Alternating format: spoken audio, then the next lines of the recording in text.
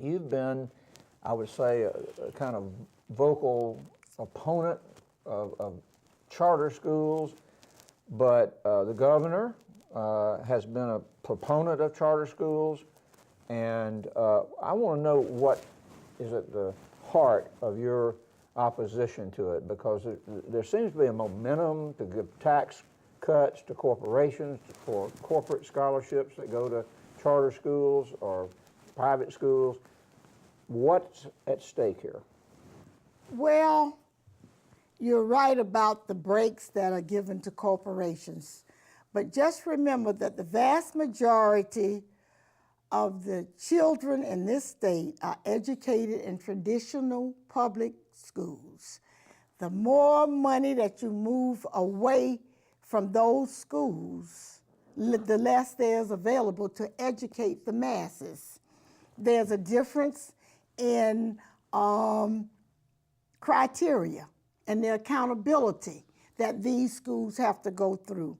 There's a lot of red tape that they don't have to go through that public schools must go to. Even in the budget proposed by the governor for this upcoming fiscal year is $90.6 billion for capital improvements for charter schools, of which there are 300, and $80 billion for public schools, of which there are 3,000. So we got crumbling schools that need all kind of work, roofs, updated air conditioning, painting, but they're going to have to deal with peanuts when you take 3,000 and put it in the 80 million, and as opposed to 300 into 90.6.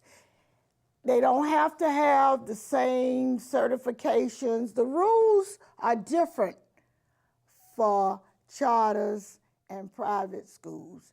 We need parity. The accountability needs to be the same. And lest we forget that public schools and a free public education is the basis of the educational system in America.